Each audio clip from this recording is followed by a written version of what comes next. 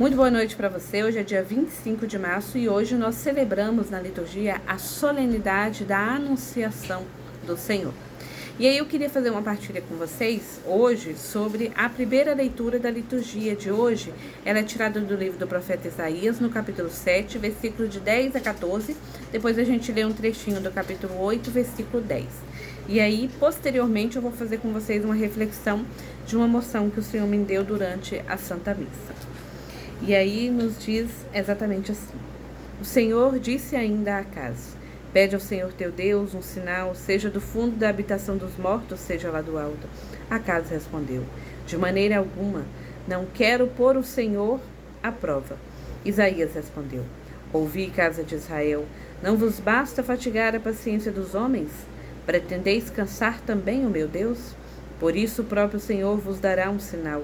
Uma virgem conceberá e dará à luz a um filho, e o chamará Deus conosco. E aí lá no capítulo 8, no versículo 10, nos diz: preparai um plano e ele malogrará. Dai ordens e elas não serão executadas, porque Deus está conosco.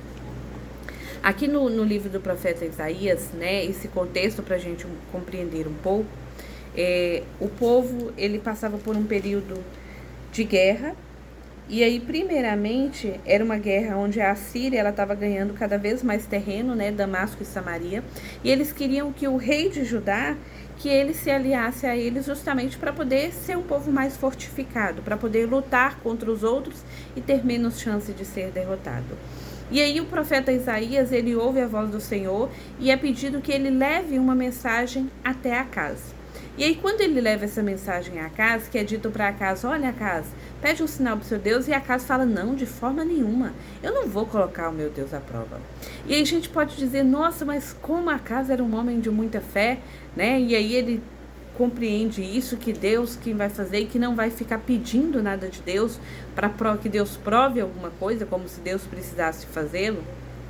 Mas em contrapartida, enquanto rei também, ele confiava da força humana, que quanto maior fosse o exército, quanto maior fossem as alianças, entre aspas, se tinha menos chance de ser derrotado. Mas aí logo ao final, então, o próprio profeta Isaías, ele diz, havia uma ambiguidade aí, o profeta Isaías diz que o próprio Deus daria o sinal. E esse sinal viria por meio de uma virgem que daria um filho, e esse filho teria o nome, aqui não traz, mas as traduções alguns vão dizer que é o Emanuel, que quer dizer Deus conosco. E aí já é um anúncio da vinda do Messias, da libertação definitiva para toda a humanidade, para todos os povos de todos os tempos. Anteriormente, vê-se aqui, acreditava-se que nos textos originais se falava de uma outra interpretação, que seria o filho do próprio rei, não dizia quem era essa jovenzinha, mas depois, vendo a interpretação a partir do grego, a gente vê dessa promessa, a promessa da vinda do Messias.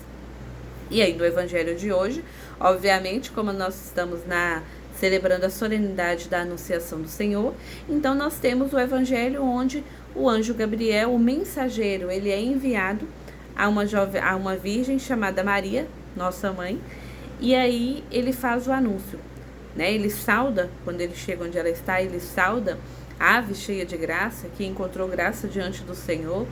E quando quando o anjo diz o que aconteceria, Maria então fala: mas como isso vai acontecer? Como é que eu vou ser mãe se eu não convivo com homem algum?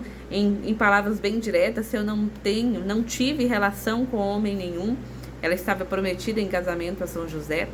Mas então o anjo explica que ela seria cobrida, que o Espírito Santo viria sobre ela, que a sombra do Senhor a cobriria.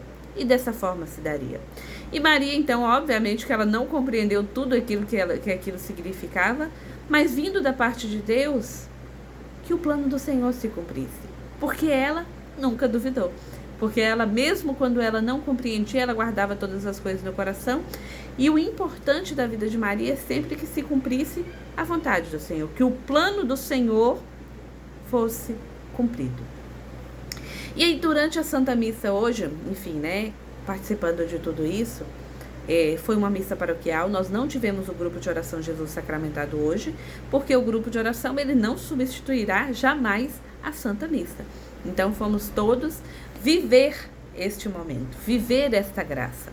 E aí, como foi na igreja, na comunidade de São Pedro, né, na matriz, a igreja é grande, mas aí eu ficava olhando, tinha muito pouca gente mesmo. E aí, a princípio, a gente pode dizer, mas é porque é dia de semana, né? Então, muita gente trabalha, muita gente não consegue chegar a tempo. A missa foi às 19h30. Mas aí, eu me recordava que quando é o tempo do cerco de Jericó, que são 7 dias seguidos, é dia de semana também. Uma missa que começa às 19h30 que já chegou a terminar às 22 horas, que demora um pouco mais, que aí o pessoal vai continuar da mesma forma, tem que trabalhar no dia seguinte. O pessoal chega tarde, vem direto do trabalho, não consegue ir em casa, não dá tempo de ir em casa para tomar um banho, para comer alguma coisa, mas o pessoal está ali, em busca da graça, em busca do milagre, em busca do impossível. Mas nós não somos despertos para viver aquilo que a liturgia nos chama. E aqui é para a gente se apaixonar como a liturgia nos prepara, nos direciona, nos motiva a esse caminho de vivência da nossa fé e não apenas de dizer eu creio. A solenidade da Anunciação do Nosso Senhor é hoje, dia 25 de março, porque é 9 meses que antecedem o Natal. Uma gestação, no geral, ela dura 9 meses, então a Anunciação do Anjo, 9 meses da gestação de Nossa Senhora, e nós, então, celebramos o nascimento do Senhor em 25 de dezembro. Mas aí as pessoas, entre aspas, fazem o sacrifício, se sacrificam indo direto do trabalho para poder conseguir estar lá na Santa Missa, mas não conseguem viver a graça do processo, de viver a beleza que a liturgia nos chama a participar de todos esses momentos. E não é que todo ano seja igual, é que dia após dia a gente precisa contemplar a graça, a misericórdia, o plano salvífico de Deus para toda a humanidade, em qualquer tempo. Porque a vinda de nosso Senhor Jesus Cristo, o Verbo que se fez carne e habitou entre nós, esse plano de salvação, ele é para toda a história da humanidade, independentemente do tempo que nós consideramos dentro do calendário civil de anos, mas é para todo aquele que no Senhor crê. E aí a gente faz o sacrifício pelo impossível, mas a gente não quer viver o processo. A gente sequer, nesse tempo, vive e compreende a alegria de poder participar dessa liturgia, dessa Santa Missa, onde nos traz a anunciação do Senhor, onde é o princípio de que o homem velho, corrompido pelo pecado original, ele então agora, a própria palavra, o próprio Deus, ele se faz carne, vem à humanidade, passa por tudo aquilo que eu e você passamos, vivendo todas as emoções, os sentimentos, exceto o pecado, justamente para que o preço que eu e você não podíamos pagar fosse pago. E Deus sempre esteve com o seu povo. E jamais ele abriu mão de ser um Deus presente. De fato, Deus conosco.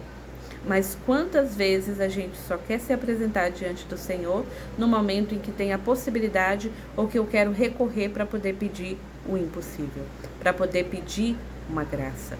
Mas e agora? Na preparação, no grande momento, na anunciação do Senhor, onde tudo, entre aspas, começa, do plano salvífico de Deus, do Deus que vem, do Verbo que se encarna, do Verbo que vem a esse mundo para a nossa salvação. Então é preciso que nós estejamos atentos. Não é que todo ano é a mesma coisa, nunca será. A palavra de Deus, ela é viva. É que a gente precisa aprender, buscar conhecer, para contemplar a beleza que a liturgia tem, a beleza que a liturgia traz e principalmente o propósito que ela tem de nos fazer viver diariamente a compreensão de tudo que Deus tem reservado para os seus. E aí quando a gente vê a partir do Novo Testamento, então, que tem a anunciação do anjo, que tem a vinda do Senhor, que tem a vida pública do Senhor, que tem a paixão do Senhor, o Calvário e a ressurreição do Senhor, aí a gente compreende de que a nossa história, ela não é aquilo que dizem que é para ser, mas é aquilo que Deus quer que que ela seja. Que Deus abençoe.